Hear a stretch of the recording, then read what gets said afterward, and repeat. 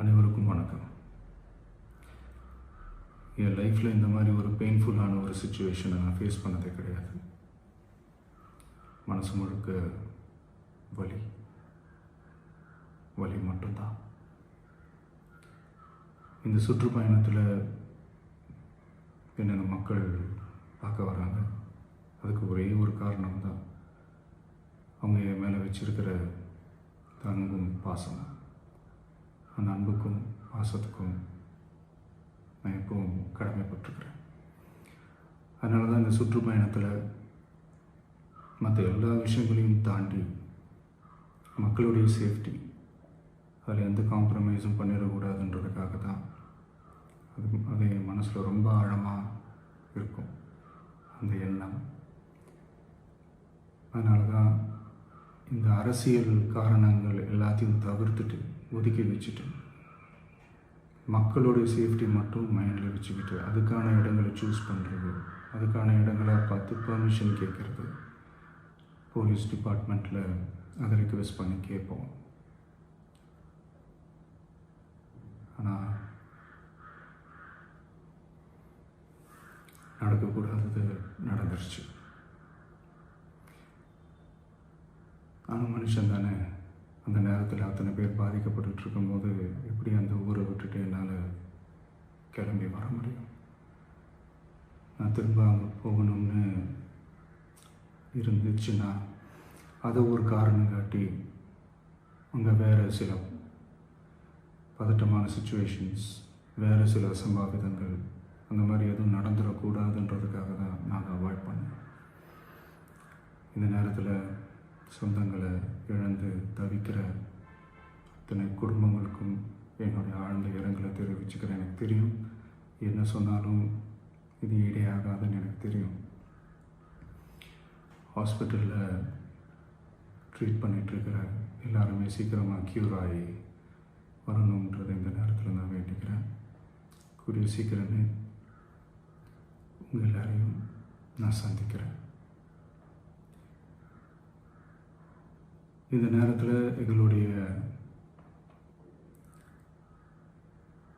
வலிகளை, எங்களுடைய நிலைமையை புரிஞ்சுக்கிட்டு எங்களுக்காக பேசின அரசியல் கட்சிகளை சார்ந்த நண்பர்கள், தலைவர்கள் அனைவருக்கும் என்னுடைய நன்றியை தெரிவிச்சுக்கிறேன். கிட்டத்தட்ட ஒரு 5 மாவட்டத்துக்கு பிரச்சாரத்துக்கு போனோம். இந்த மாதிரி எதுவுமே நடக்கல. ஆனால் கரூரில் மட்டும் ஏன் எப்படி நடக்குது, எப்படி நடக்குது? மக்களுக்கு எல்லா உண்மையும் தெரியும். மக்கள் எல்லாத்தையும் பார்த்துக்கிட்டு இருக்கிறாங்க.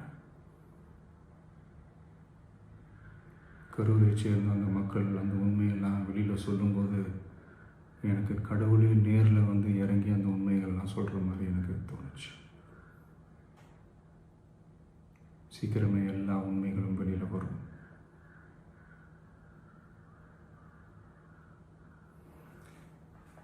எங்களுக்கு தரப்பட்ட இடத்துல நாங்கள் போய் அந்த ஸ்பாட்டில் நின்று நாங்கள் பேசிட்டு வந்தோம். அதை தாண்டி எந்த தவறும் எங்கள் சைடில் நாங்கள் எதுவுமே செய்யலை. பட் இருந்தாலும் எங்கள் கட்சியை சேர்ந்த நிர்வாகிகள், தோழர்கள் மேலே எஃப்ஐஆர், அது மட்டும் இல்லை சோஷியல் மீடியாவை சேர்ந்த நண்பர்கள், தோழர்கள் அவங்க மேலே எஃப்ஐஆர்லாம் போட்டு இப்போ பிடிச்சிக்கிட்டு இருக்கிறாங்க.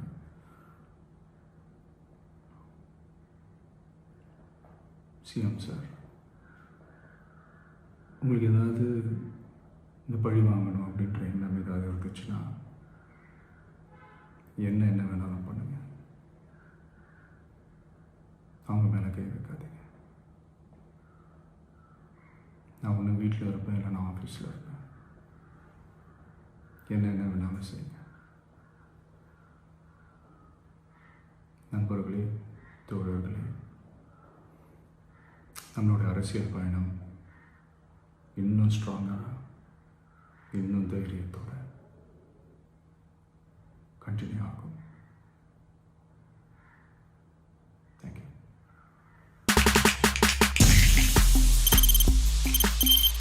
தவிர்க்க முடியாத தம்ப்நெயில்ஸ், கலக்கலான கண்டென்ட்ஸ், சினிமாவும் சீரியஸ் பிரச்சனைகளும்.